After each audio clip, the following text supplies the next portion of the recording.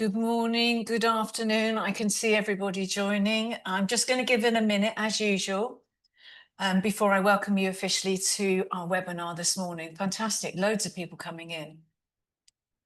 Well, it's my morning, but I'm sure where some of you are, it's your afternoon or your evening, or even perhaps the middle of the night.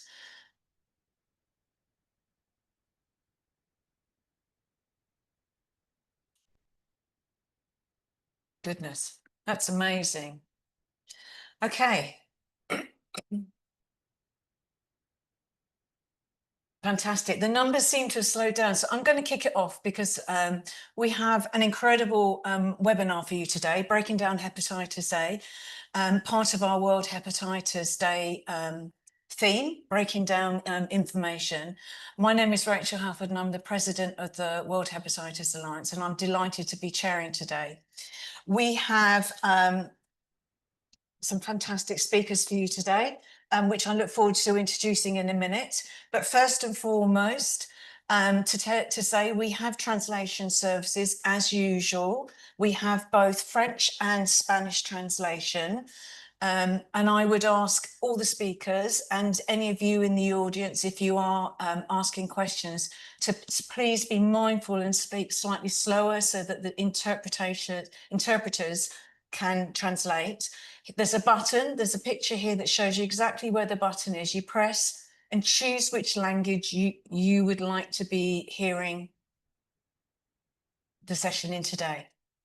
Fantastic, brilliant. So first of all, before I do a little introduction to hepatitis A, I'm going to ask our speakers if they would turn their cameras on and introduce themselves. Brilliant. So as you're first, Dr. Sulin, I wonder if you could introduce yourself, please. Hi, I'm Dr. Sulin Nui. I am a clinical scientist at the UK HSA, and I have been the laboratory lead for the enhanced surveillance of hepatitis A for well over 10 years. It's lovely to have you with us, and thank you for taking the time out of your day to be here. Do we have Professor Abati on the call here? I thought we did. No, well, Eden, I wonder if you could introduce yourself, Eden.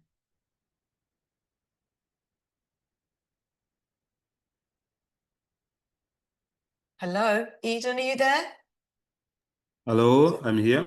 Ah, fantastic. Would you like to introduce yourself to all the attendees? Thank you. Hello, everyone. I'm Eden Mukashi. I'm a president of AMOSA. It's in Portuguese, Associação Moçambicana para a Saúde e Ambiente. In English, Mozambican Association for Environment and Health.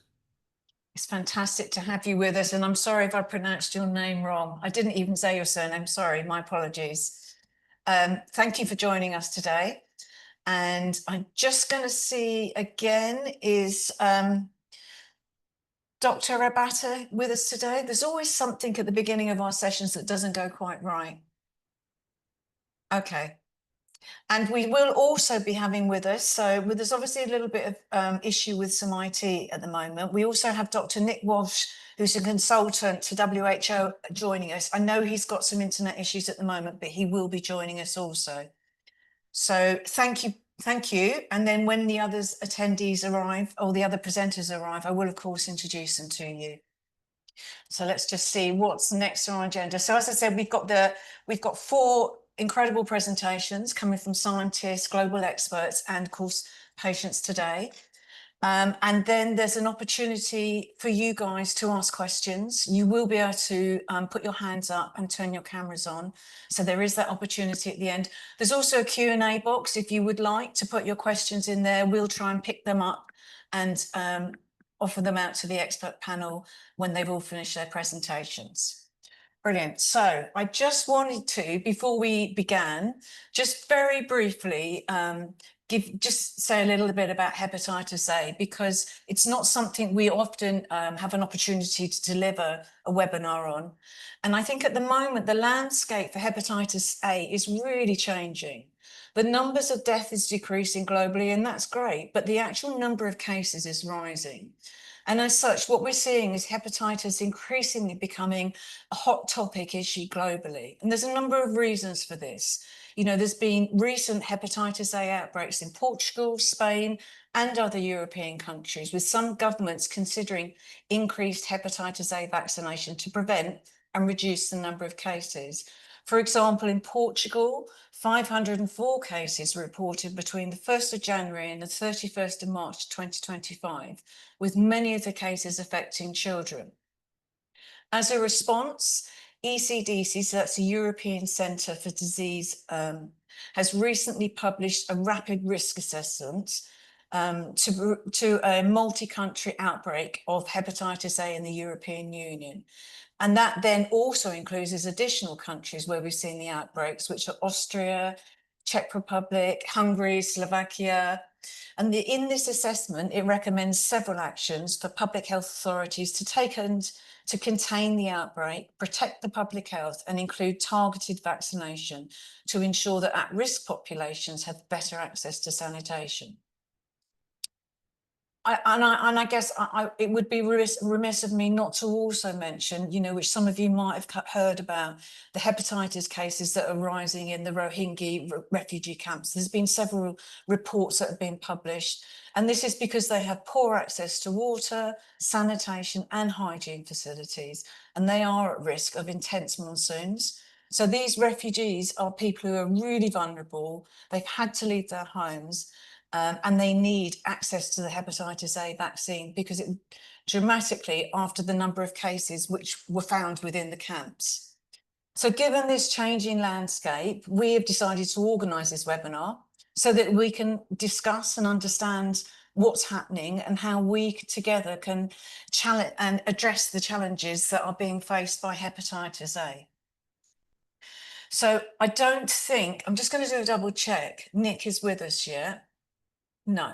So I'm going to ask Dr. Sue Lin if she would mind starting her session first, delivering her presentation first, which actually, you know, I think is quite timely because it's about prevention and the control of hepatitis A in the UK. So I'm going to hand over to you, Dr. Sue Lin. Thank you very much. Thanks very much. And thank you to the World Health Alliance for inviting me to speak on the surveillance of hepatitis A by UKHSA and focusing primarily on 2024, but giving a bit of background to the whole programme in general. Can I have the next slide, please? So surveillance and control of hepatitis A in the UK is based on the fact that hepatitis A is a notifiable disease, and that surveillance is coordinated by UKHSA in England and Wales. Northern Ireland and Scotland have their own surveillance systems, and laboratories report confirmed cases to UKHSA every time one is diagnosed, and this can be via telephone or electronically. It's usually by telephone, because there are time-sensitive public health actions that need to be taken in order to prevent spread. The local health protection teams, who we have one in every region of the country, they do the risk assessments of close contacts of confirmed cases, and their recommendations will invariably involve post-exposure immunisation, and depending on whether a person is immunosuppressed or over a certain age, they may include normal human immunoglobulin for those contacts. Next slide, please. So this is a brief picture of what the surveillance has been like since 2013 to date. So for most of this time, the cases per year will be between 300 and 400. There was a huge spike in cases in 2016, 17 and 18 relating to a large outbreak in GBMSM, which was actually Europe-wide. And as I said, it lasted for many years. And then those numbers of cases went down, as we would expect, particularly during the COVID years. And then interestingly, from what Rachel has said, in 2024, we saw a doubling of cases in the United Kingdom. And that is, I guess, fitting with what Rachel says, that we're seeing increased cases of hepatitis A, although there's not so many deaths. And in fact, there are very few deaths of hepatitis A in the United Kingdom in general. Next slide, please. So if we focus on 2024, this is the breakdown of age, sex, and also sex by quarter. So if we look at the age groups, you can see we have large numbers of cases in children, which reflects what Rachel said. And this is probably an underestimation of cases, given that most children will have asymptomatic infections and will not come onto the radars for laboratory testing. There has been a shift in the sort of age demographic. At the beginning of our enhanced surveillance in 2013, we saw very few people who were over the age of 65 that had hepatitis A, but this is increasing in number and increasing in number as we go through the years. In terms of the age-sex distribution, it tends to be primarily males who are affected, although there's not much difference between males and females. Next slide, please. So this is the regional distribution of cases in England. As you might expect, London has the largest number of cases, and cases tend to really centre around more metropolitan areas. Out in the more rural areas, we tend to see much less, and that is just probably because of travel, less travel, and the communities not being so dense. Next slide, please. So I'm going to talk about the Enhanced Surveillance Programme, which is the surveillance programme that I was part of initiating. Although we've been sequencing since 2002, this programme began in earnest in 2013, and this was because there had been an international outbreak of hepatitis A in sun-dried tomatoes. And although we had some cases based on the sequencing that we had done, we had no idea of the extent of the impact, because we weren't systematically sequencing every case or following up in the same way with sun-dried tomatoes.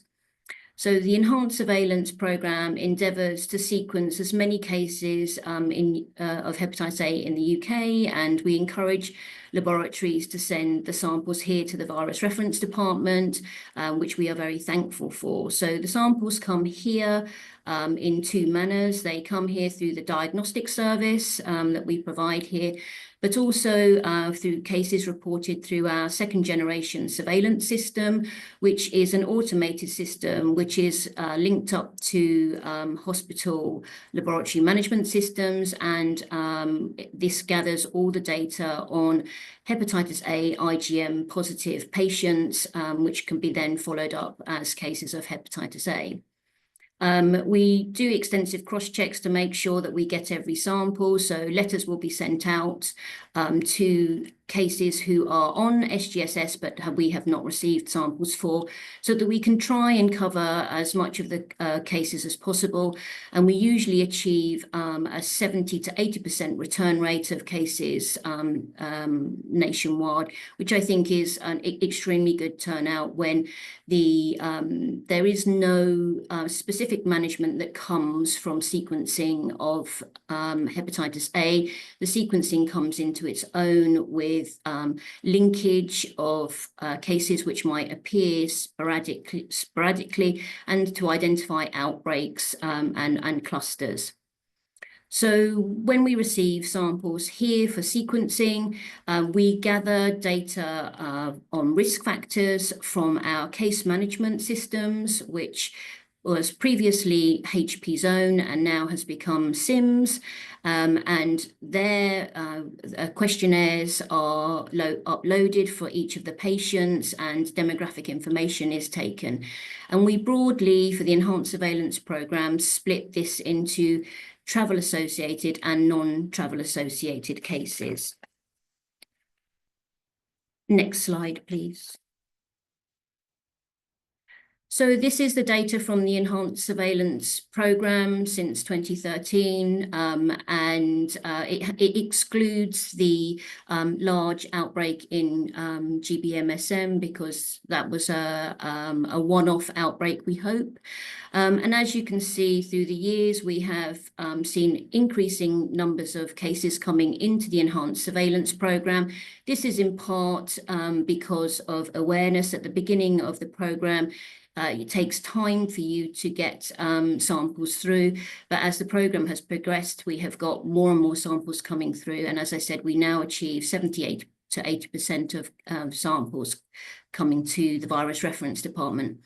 You can see from this graph that the majority of cases outside of the COVID years were travel related, but we have significant numbers of cases which are non-travel associated, and this is thought to be related to consumption of contaminated food products.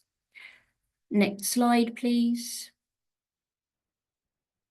So this is just a further breakdown. So the first histogram shows us the breakdown of samples by week in 2024 and breaks it down into travel and non-travel. And as you can see, throughout the year, we pretty much have steady numbers of travel-associated cases coming into the United Kingdom, and we traditionally always see a spike of travel-associated cases after the summer holidays, which you can see in this graph, and that is not unexpected given that the summer holiday is when most people are travelling. So the enhanced surveillance, through the sequencing, we genotype the viruses, and the two pie charts show you the genotype distributions in travel-related cases and non-travel-related cases. And as you can see, they are quite different. Travel-related cases, the distributions tend to be the same year in, year out, with the majority of our cases being genotype 3A.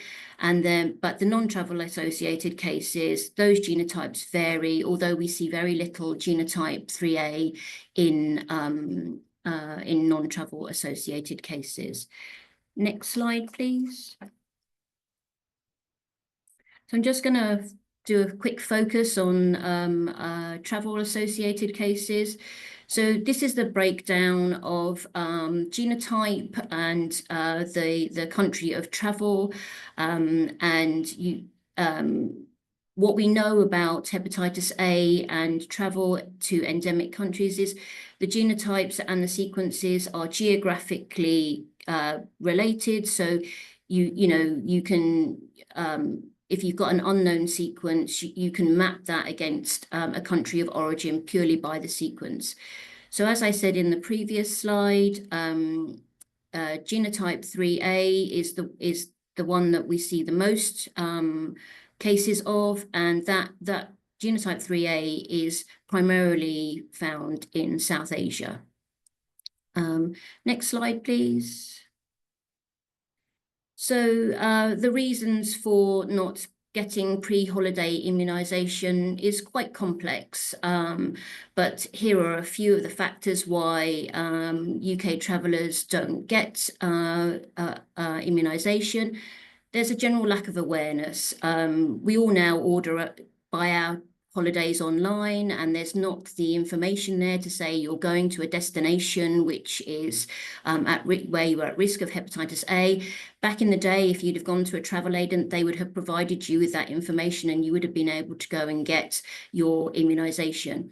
Now, there's also what factors into that is even if you are aware, you may not be aware of how you can access that immunisation, and that feeds into the perceived cost. So people perceive holiday vaccinations to be expensive, but hepatitis A is actually free if you are travelling to the countries where hepatitis A is endemic.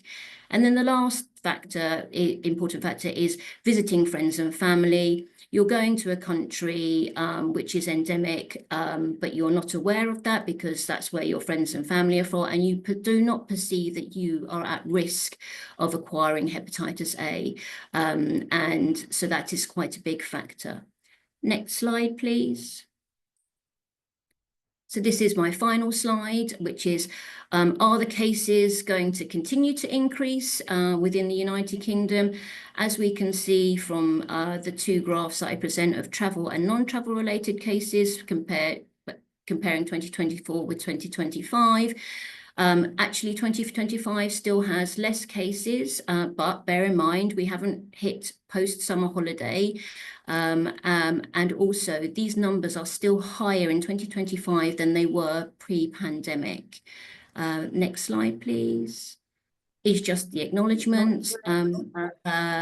We thank the referring laboratories for their efforts in sending the samples.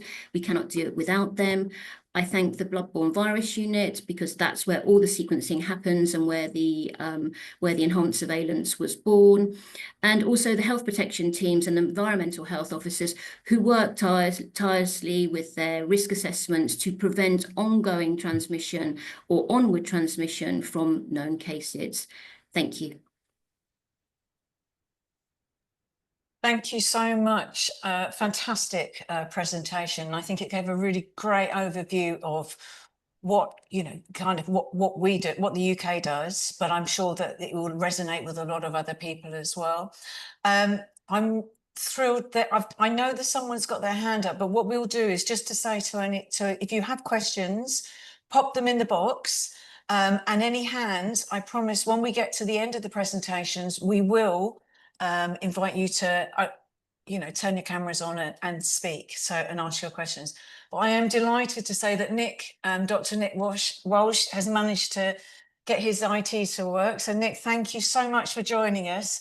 And I'm going to swiftly move on. So maybe you can introduce yourself at the beginning here, a little bit about yourself before you start your presentation. And Nick's going to talk to us. He's going to give us really an introduction to hepatitis A. Over to you. Well, thank you so much, Rachel. Pleasure to be here and privileged to present. And I do apologise about the delay in connecting to the internet. I should know how to do that after COVID and many years on the internet. But very interesting presentation we just heard on surveillance and the importance of particularly vaccination in preventing hepatitis A. So I'm a epidemiologist, a physician. I worked for a number of years in viral hepatitis. I had the privilege to work with the strategic advisory group of experts on hepatitis, on vaccines in the WHO for an update of the 2022 hepatitis A vaccine position paper by the World Health Organization.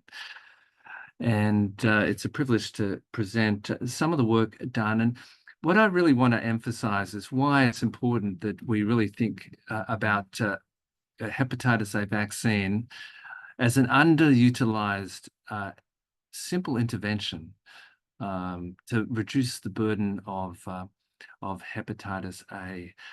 I should also just recognize Rachel and her team at the World Hepatitis Alliance. I now serve on the board as a skills-based member, and that's been just a fantastic opportunity to give back to a movement that's so important.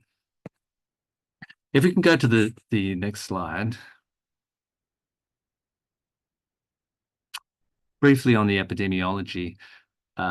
We only have estimates of the burden of disease of hepatitis A, but there were an estimated 160 million acute infections in 2019, the last day of the last year of estimates. 40,000 deaths, surprising to some.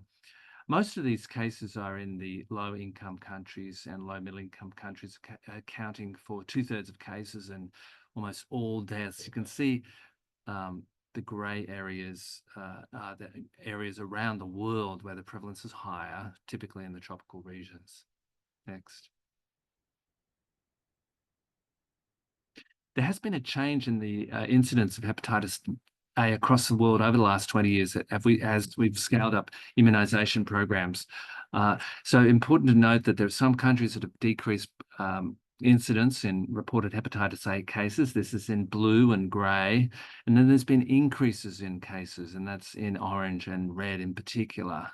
So we see where the burden falls. We can see reducing burden in Asia, reducing burden in South America, and an increasing burden in Africa, some parts of South Asia and the Middle East, and a couple of countries in Central America. Next one.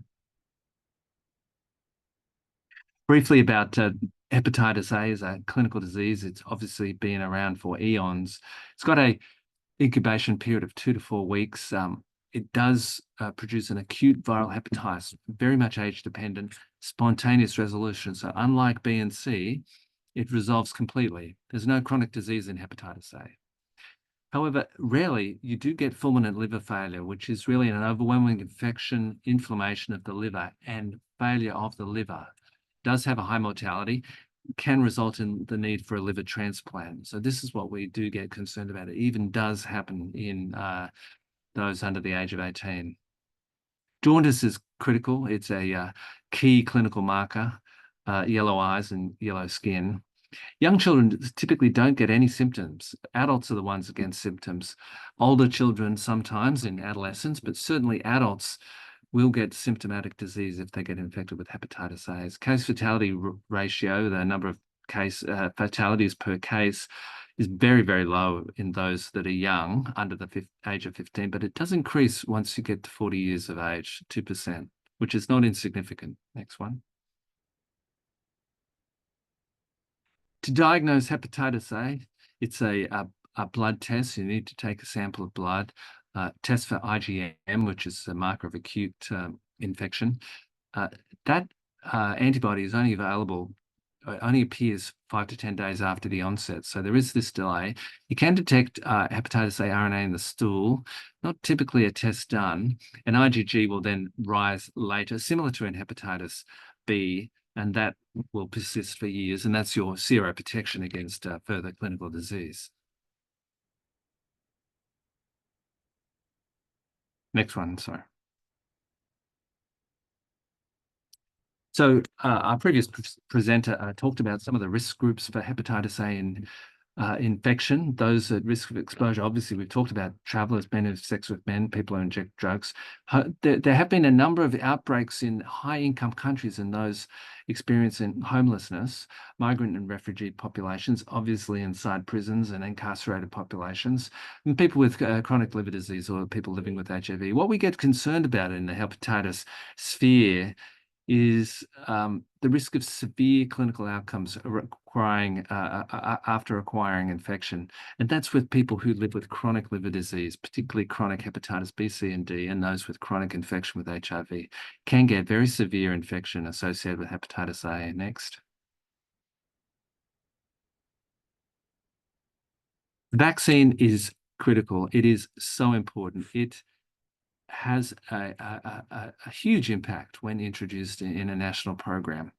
I'm showing you a dated graph of reported hepatitis A cases in Mongolia from 2010 to 2013. Now, Mongolia did introduce hepatitis A vaccine in their main city, Ulaanbaatar, in 2012, and then in 2013 rolled it out across the country. They previously had a seasonal wave of hepatitis A cases, as you can see. However, following introduction of the vaccine, there was a reduction in the main city, Ulaanbaatar, in the capital. There was a reduction in the peak, and then there was complete cessation of transmission in the country. Next.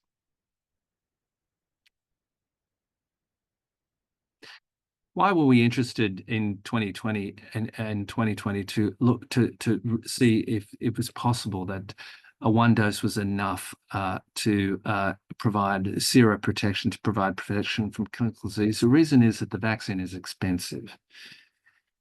The median price per dose for hepatitis A vaccine in high-income countries is about $20, but in upper middle-income countries and lower middle-income countries, it's around about $7 to $10 per dose. 2 doses means double that. This compares to the DTP, a tetanus pertussis, whooping cough vaccine of 20 cents per dose, COVID vaccine, of course, around $1 perhaps, maybe less, depending on the country, higher and higher income countries. So this vaccine, hepatitis A vaccine, is significantly more expensive than other vaccines. Next. So the question that was asked in preparation of the new guidelines at the position paper in 2022, does a single dose of hepatitis A vaccine, and that can be an inactivated vaccine or, of course, live attenuated vaccines, can it be used in national pediatric programs to prevent hepatitis A disease? And, you know, it had been 10 years since the previous position paper in 2012, and there was a recommendation that you could maybe use a single dose in national programs, but the evidence was limited. And fortunately, a number of countries did expand their single dose use in their national programs, and we had further data that we were able to analyze in order to make the case for a single dose vaccine. Next. So the answer to the question, can you use a single dose in national programs, is yes, absolutely. There are some caveats, however. Next.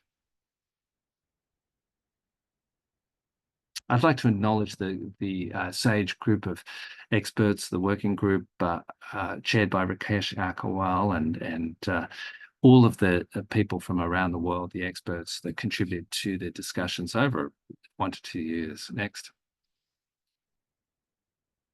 As well as the Secretariat in WHO in the hepatitis program, as well as in the IVB program. Next. We designed a study, a systematic review and meta-analysis looking at the effectiveness and immunogenicity and the impact of single-dose vaccines when in childhood or in national programs. We looked at safety and cost effectiveness as well. Next.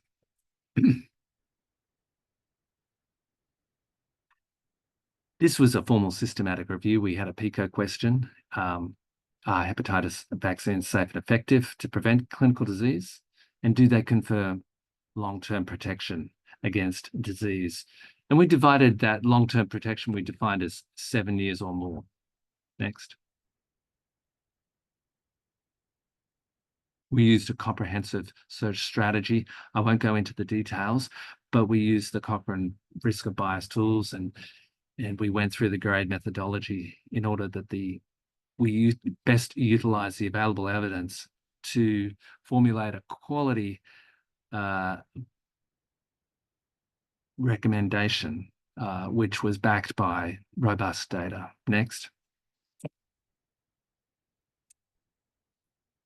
The results of the systematic review, which encompassed all studies from 2012 until 2021, and the systematic reviews that were done in 2012, so all of the data that was available on hepatitis A vaccine, a single dose versus 2 dose, was that, first of all, Hep A vaccine is highly effective in preventing clinical disease. We didn't find any difference in short, less than 7 years, or long-term protection comparing single dose or 2 dose schedules in terms of clinical disease incidence and seroprotection. So there was no difference if you had exposure as a child to 1 dose or 2 doses, you had the same clinical protection from disease. We did notice that antibody titers were slightly lower in those who'd only been exposed to 1 dose. But as I said, this didn't have any material consequence for individuals. The vaccines were safe, and there was both 1 and 2 dose schedules showed substantial population level impact.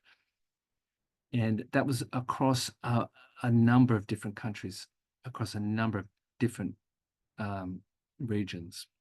We found that both the 1 and 2 dose were cost saving, but if you looked specifically at single dose schedules, they're cost saving to national programs. We found that not only did you get a good antibody titer, cell-mediated immunity, which is very important in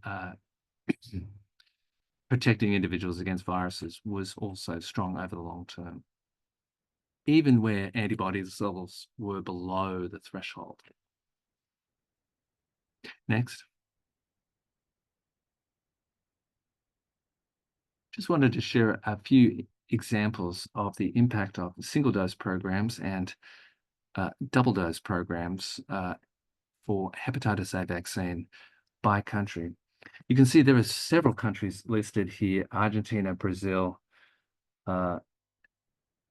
etc. On the left-hand side, these are countries that have engaged in single-dosed hepatitis A vaccine programs. Before that is in dark blue, after is the number of cases in light blue. You can see a substantial reduction in notifications of reported cases. Again, on the right-hand side of the screen, you have a number of different countries which have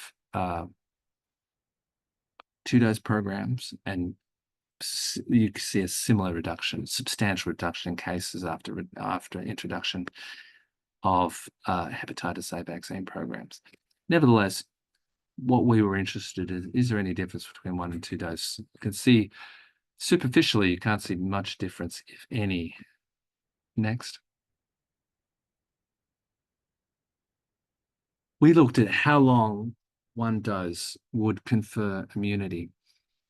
And we found that there were a couple of ways of doing this. We looked at the population level of single or 2-dose schedules and compared that to no hepatitis A vaccine programs. And that obviously there was a substantial impact where in epidemiologically in modeling papers looking at the impact of vaccine. Economic impact models were also reviewed. Next. Go back one, please.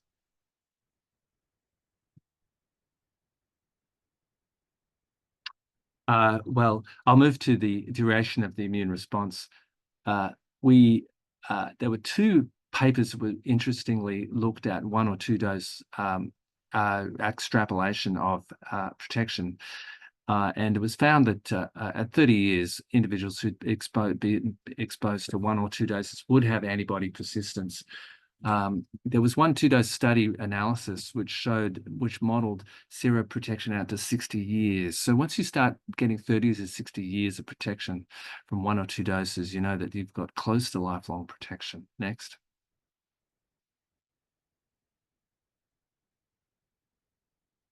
We found that universal immunization programs have early and substantial epidemiological impact, and this is important where endemicity is higher. So where the prevalence is higher, you're going to get more bang for your buck and more epidemiological bang for your buck when you implement a universal immunization program. There were substantial contributions by the herd immunity component. So the more people that are immunized, the more impact you get on population epidemiology. Next. I've mentioned that both single and 2-dose schedules are cost effective, but single dose schedules were cost saving. So from ministries of finance, cost saving to the health budget. Obviously, you get better cost benefit where endemicity is higher, where the cost of the vaccine is lower. And obviously, if you have longer term seroprotection. Next. Ultimately, the evidence was relatively straightforward in confirming that 1 dose, a single dose schedule is effective for conferring long-term protection. Consequently, SAGE, the Strategic Advisory Group of Experts on Immunization, recommended an off-label single-dose schedule, or alternatively a 2-dose schedule for inactivated vaccines and immunization programs, based on all of the evidence that I've shown you today. So this was really a game changer. We would very much encourage national programs to adopt a single-dose schedule for their pediatric programs. Cost saving, epidemiological impact is substantial, and the impact for individuals is substantial too. Next. Well, thank you very much for the opportunity. I'll leave you with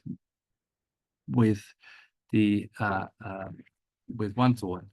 Hepatitis A is not something we think about. We focus on hepatitis B and C. But here you have it, one dose in childhood, conferring close to lifelong protection, protecting the community from a disease that can cause liver failure. This is another opportunity for us to save lives and achieve hepatitis elimination. Thank you very much.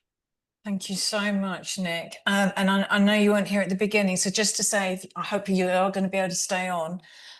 We've got questions coming in through the Q&A, and then also people are going to be putting their hands up and asking questions verbally. But thank you so much.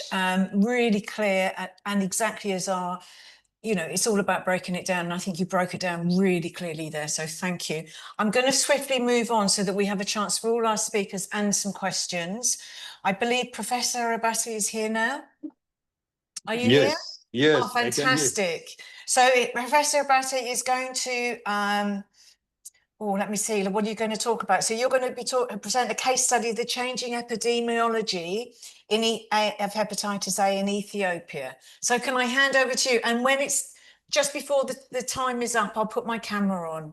But I hand over to you. We look forward to hearing you speak. Thank you for being with us. Thank you very much. Can you hear me? Yes, we can. We can hear you well.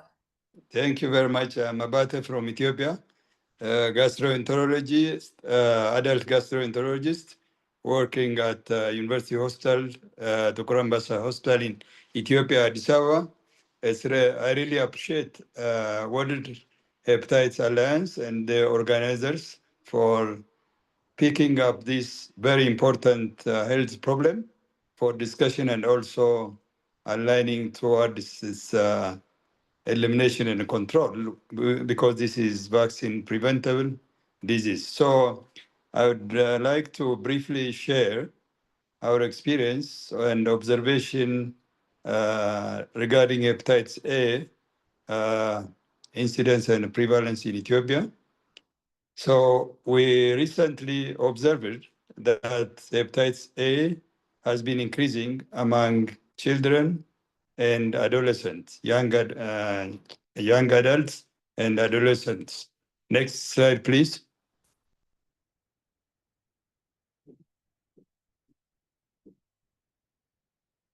The next, please.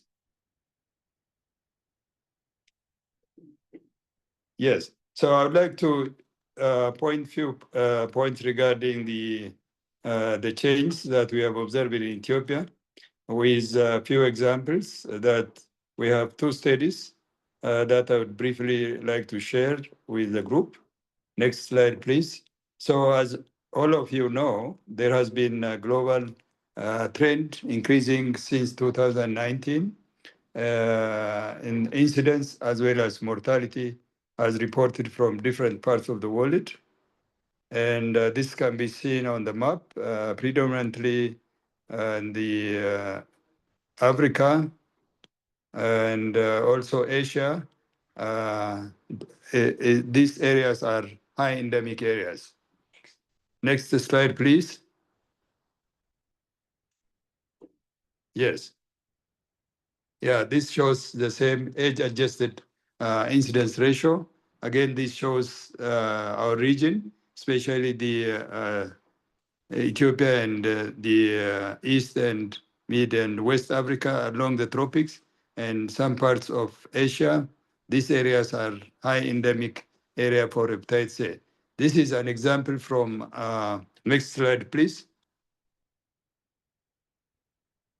So this shows, when you see the graph on the left to the right, from 1980s to 2019, this is showing that a transition from early childhood infection toward this adolescent and young adults. So there has been an increasing shift from early age acquisition of hepatitis A toward this later age. I will discuss this later on, the reason why. And there has been also reports from, next slide, please. Yes, thank you. So this is, slide shows some epidemic reports, outbreak of hepatitis A from different parts of the world in Africa, Asia, Europe, and also South America. Next slide, please. This is a meta-analysis from African countries. So from 13 African countries, there have been different reports. And of course, there are differences in terms of incidence and prevalence. But the conclusion is that the seroprevalence shows there have been increasing trends in different parts of Africa.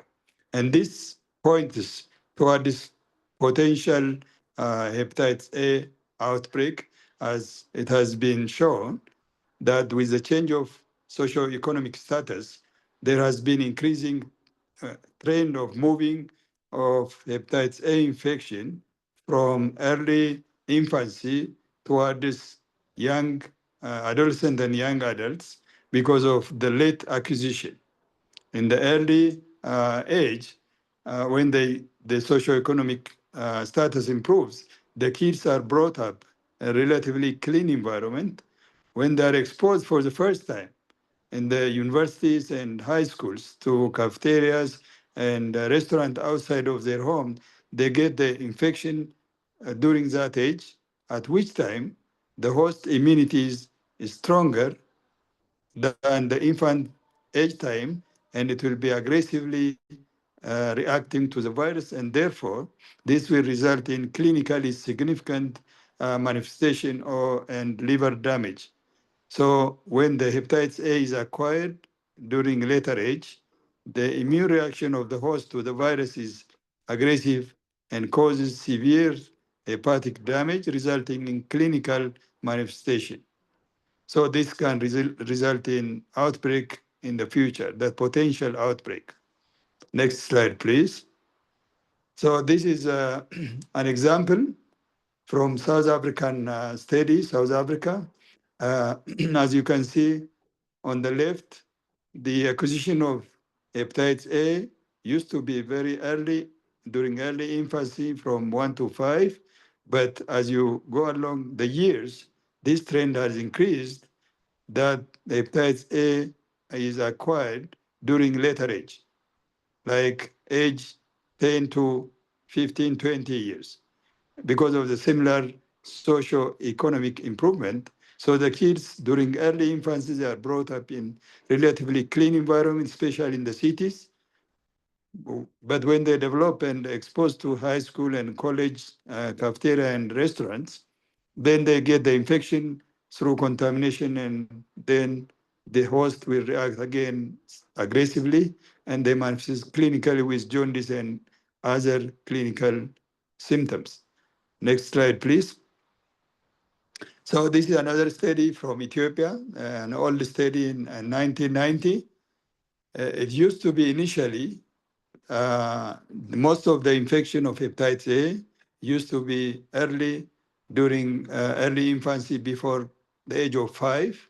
But later on, a later study showed that by age of 15, nearly 100% of Ethiopians were infected and have acquired immunity against hepatitis A. So by age of 15, nearly 100% of us in Ethiopia acquired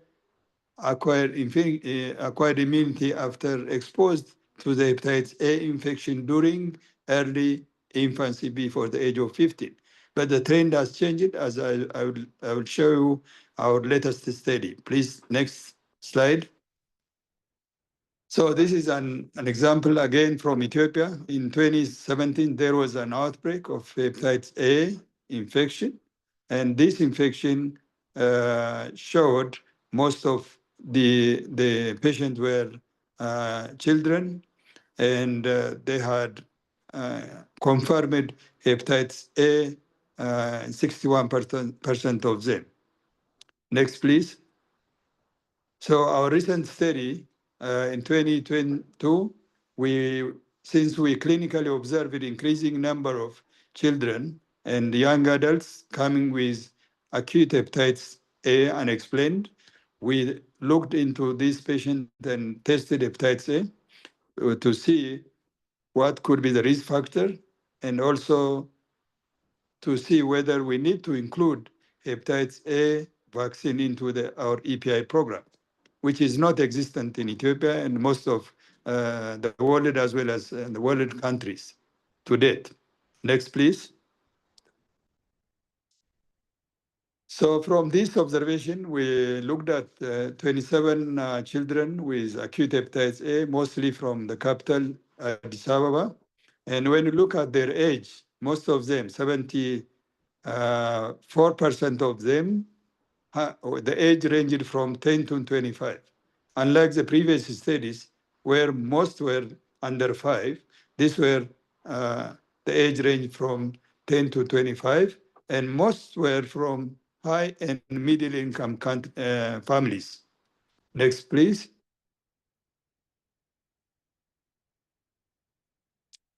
So this is the same showing that most are from relatively well-to-do families, and 100% of them had hepatitis A, IgM positive, and their families, they used pipe water, and none of them were vaccinated for hepatitis A.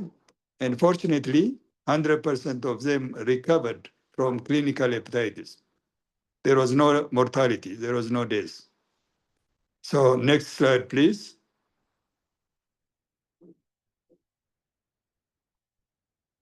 Yes, this is just to show the clinical picture of the patients. They had jaundice, hepatomegaly, and constitutional symptoms. Thank you. Next, please. So again, when you look at, there is a epidemiological shift, and this is a follow-up study that we did. And again, from this second study, most of our patients, the age ranged from 10 to 17, and majority were students. And so this again shows there is epidemiological transition shift from early infancy to adolescent and young adults. Next slide, please. And this is again showing the same. Only 10% of the patient had contact with people with jaundice, and in most of them, we could not identify any other risk that could cause hepatitis except the presumed cause of exposure to outdoor consumption of food, tea, and so on. And all of the patients did not have vaccination against hepatitis A, and clinically they have different manifestation with jaundice, abdominal symptoms, and loss of appetite, and so on. Next slide, please. Yes. So when you look at their investigation, they had mild to severe, mild to moderate hepatitis with hepatomegaly. They did not have complications like fulminant hepatic failure or decompensation. So majority of the patient had mild to moderate hepatitis. Next, please. Unfortunately, this patient manifests with non-specific clinical symptoms that usually confuse with other clinical conditions.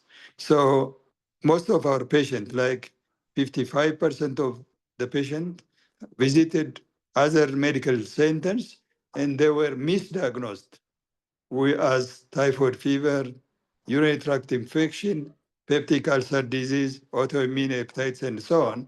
And therefore, they were given other medications which are potentially hepatotoxic medications like doxycycline, ciprofloxacin, and so on. This would confound the ongoing hepatitis due to hepatitis A infection, leading to more severe manifestation and damage to the liver. So the awareness, not only of the community, but also the professionals, health professionals, is low. And hepatitis A is rarely considered as a cause. As you observed today, although the clinical picture is not also initially, the prodromal phase is not very clear, but the awareness is also very low, and people may consider other diagnoses and give potentially hepatotoxic medications. Next, please. Sorry, Professor Abati, I just need oh, there we go. The last Yeah, almost done. Thank you very much. So Fantastic. I just wanted to conclude by saying that we have observed epidemiological shift of age, and also it used to be the disease of poor and very early. Now it has become later age and disease of relatively well-to-do children from well-to-do families. And we need to work on increasing awareness and community individual hygiene awareness. And we have to also look at national seroprevalence studies. And definitely there is a need to include hepatitis A vaccine into the EPI program to cover for this group of population. And hepatitis A, it has been discussed by earlier speakers. It's very effective and cost effective, and life-saving. We need to consider including into the EPI program. Thank you very much. Thank you so much. What an amazing, fantastic presentation. Thank you. And I'm just going to move straight on because I'm conscious of the fact that we look at all the hands coming up to thank you. We're going to run out of time. So I'm going to move over and ask and introduce to you Aidan Mukashe, who is from civil society's critical role in addressing hepatitis C. So I'm going to hand straight over to you, Aidan. Over to you. Thank you. Oh, thank you. It's a great honor and enthusiasm that AMOSA and I accept World Hepatitis Alliance invitation to speak on the role of civil society.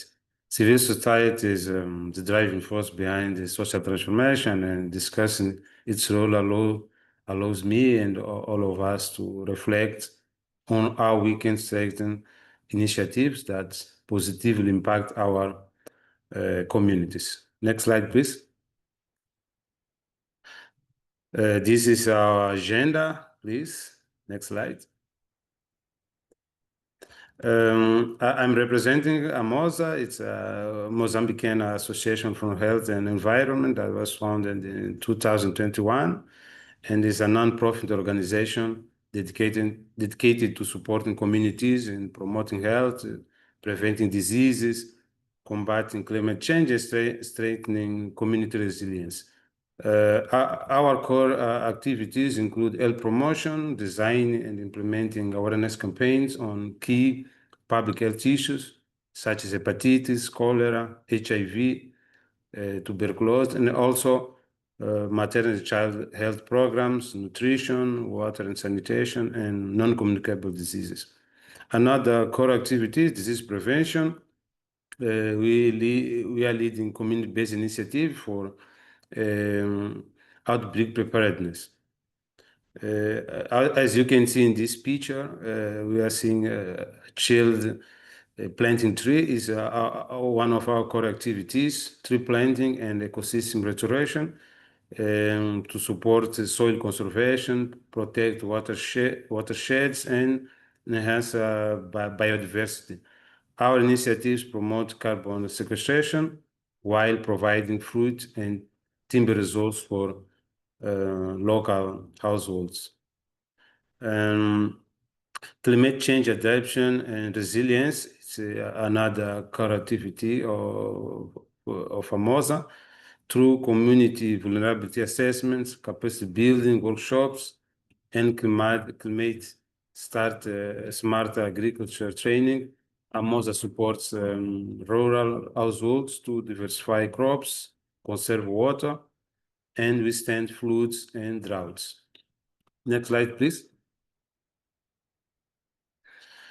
Well, today we are talking about hepatitis A, and there are several challenges in addressing hepatitis A. One of the challenges is lack of awareness about hepatitis A at the community. Despite being a preventable disease, hepatitis A remains widely misunderstood, leading to unnecessary outbreaks, severe health complications, and preventable deaths. Many assume that hepatitis A is mild, but it can cause acute liver failure. And poor prevention practice can lead to misconceptions about transmission and also inadequate hand hygiene. Another challenge is related with stigma and discrimination that continue to be a barrier to access to health service and for populations that may be marginalized and who are at high risk for hepatitis infection. A good population that lives in area with poor sanitation, lack of safe water, and living in a household with someone with hepatitis in his household. Another challenge in addressing hepatitis A is data. The true public health dimensions and impact of hepatitis epidemics are poorly understood in many countries like Mozambique because of inadequate data. So national and subnational data are often lacking or inadequate, and hepatitis surveillance programs are some kind weak, making it difficult to plan for focused action and prioritize the allocation of resources. Also, immunization and approach, public health approach, it's another challenge. Our orientation of hepatitis programs towards a comprehensive public health approach will be critical if we want to achieve hepatitis elimination. And this will require people-centered services that can reach those populations most affected and to ensure secure supply of affordable medicines and diagnosis tests. Next slide, please. The global health sector strategies on HIV, viral hepatitis, and sexual transmitted infections for 2022-2030. It's a document from the World Health Organization, and this document there is a strategic direction 4 that focus on engage empowering communities and civil societies. This session emphasizes actions to engage communities, civil society, and affected population in advocacy, service delivery, policy making, and initiative to secure better service delivery and tackle social and structural barriers. In this document, we find actions related with community civil society leadership that recommends to engage and support people living with viral hepatitis and communities to play a central role in the efforts to eliminate viral hepatitis.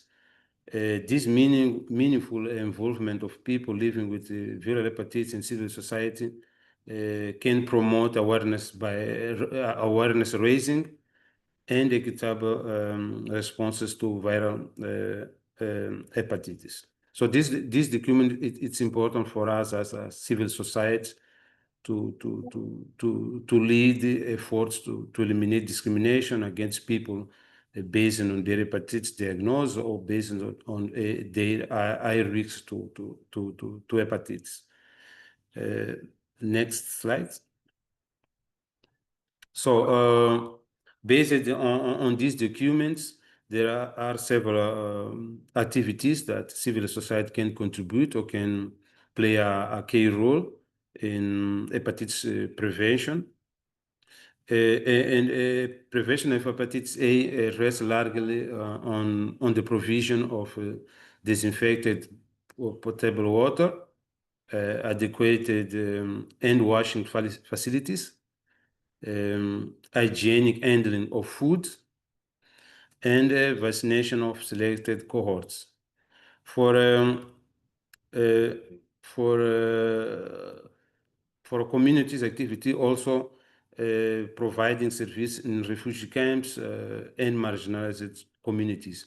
All of these activities played by civil society can contribute to awareness and education and help the Ministry of Health and other institutions to engage into hepatitis elimination. Next slide, please. I will show some examples of AMOSA. This is the case study 1. You can see two photos, 2 pictures. It's a wash intervention in an IDP camp, Namitangurina IDP camp, Zambezi province in Mozambique. This IDP camp was created to people that were affected by cyclones, by floods. So this is an IDP camp created in 2020 in Zambezi province. Each year, mainly in 2021, was affected by cyclones. So when we are dealing with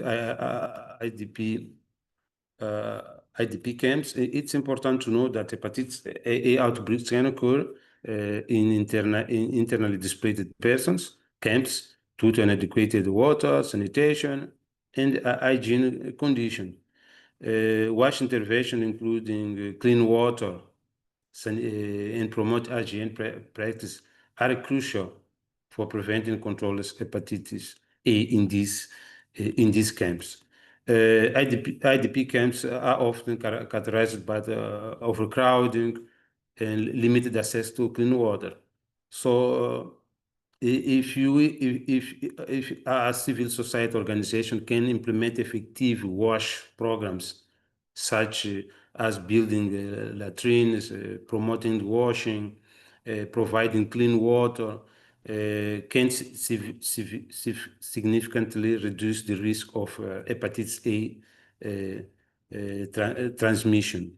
So in this picture, we can see this young man with a blue t-shirt, that is engaging with the community, education about hygiene practices, and doing soap distribution. Next slide, please.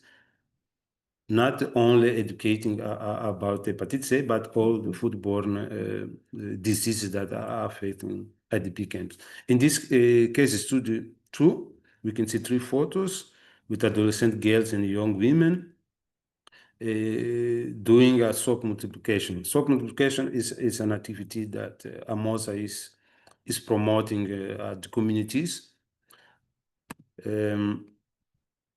Soap multiplication refers to techniques for increasing volume or quantity of soap using simple ingredients and methods. You can see that the girls are using simple methods that it's not we can buy at rural and rural area or the urban area. This kind of activities has a greater advantage such as cost effectiveness, while the initial investment in equipment and supplies might seem significant, but making soap at home can be more economical in the long run. This photo that you are seeing, we have another photos that the same activity were promoted at IDP camps. So it's when we are looking for cost effectiveness, this is a great activity to implement in IDP camps. Another benefit of soap multiplication is environmental consciousness. Homemade soap often has a smaller environment footprint than commercially produced soaps. We can choose eco-friendly ingredients, minimize packaging waste, and reduce overall consumption of commercially produced soaps. Another benefits, we are talking about soaps. These soaps will be used for wash hands with soap and water, and this is a highly effective way to reduce the spread of infection disease like hepatitis A, like cholera, like other respiratory and gastrointestinal disease. Also, multiplying soap promotes overall health, not only washing hands, but significantly can reduce the incidence of illness in the community. You can see that in these 3 photos, we have different girls doing this activity. Next slide, please, last one. Thank you. The path forward is strengthening community-based services. Community-based services provide opportunities to reach marginalized groups, to improve accessibility and utilization of health services, and facilitate the decentralization of service to provide more equitable access. And our public health approach to hepatitis, it's important that hepatitis programs are reoriented towards a comprehensive public health approach, and will be critical to hepatitis elimination. And the last one, yes, the last one. This is the last one. Thank you. This phrase from Plato. It's for you. Please never discourage anyone who makes steady progress, no matter how slow. Thank you. Oh, no, thank you so much. Well, yeah, just, I think highlighted so well how critical, you know, the patient organisations, civil society are at the centre of all solutions. We have got, I mean, we were due to finish at in about 3 minutes, but we can extend for anyone who's able to stay if there are some questions that anybody would like to ask.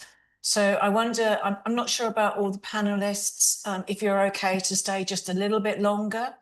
I can see some of you will have to leave, and participants, but if there's anybody who would like to put their hand up and raise a question, I can't see them, so I'm relying on somebody from the Alliance team to tell me if someone's got their hand up. I've just unmuted Zdenko. Zdenko, speak. Okay, please speak. Welcome.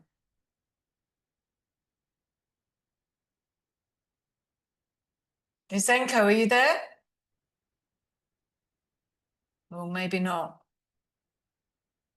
Is there anybody else while we try and sort that one out? So there's a question. Are the slides shared? Can the slides be shared from all our presenters? Does anybody have an issue with the slides being shared? No? Okay, that's brilliant. Well, maybe while we're waiting, if there's nobody else, we have Juliet Shenge now, Rachel, actually. Juliet. Okay, Juliet, are you there? Hello. Hi. Yes, I'm there. Hi, Juliet. What would you like to ask the Hi, panelists? can you hear me? Yes, we can hear you. Okay, my name is Juliet Shenge from Nigeria. And my question is, in low and middle income countries, especially in low income countries, where there are no vaccines for HIV, and prevalent studies have found out that HIV infection is on the rise. Now, we have been trying our best to create awareness in communities, to tell them the little they can do to stay healthy. What can we do to get the government to begin to look into this matter of vaccine for HIV? It is becoming an issue. I don't know how we are going to take it up. It's becoming a burden. You see young children here and there, some dying out of complications. And these are things that are actually preventable Yeah. I don't know, is a big concern. What can we do, please? It's a great question, Juliet. Anybody, Nick, do you have anything you'd like to say or any suggestions? Yeah, Juliet, thank you very much for the question. And actually there was a question in the chat as well regarding this issue where in the past you had a lot of childhood transmission of hepatitis A. So there was a lot of immunity in the childhood population and therefore the adult population. But as we get to economic development, we do get reduction in transmission, and you get more likely to get problems, symptomatic infection as you reduce transmission in a very early childhood. So absolutely, there's a good case for single dose vaccine programs. Best to start in the cities because that's where you're going to get a better epidemiological impact. Unfortunately, as there's a question also in the other chat, in the webinar chat, the vaccine's expensive. And so we will have to advocate for national programs to fund small vaccine programs in cities first and then roll it out into rural areas based on the epidemiology. Difficult. It's not covered by any vaccine group.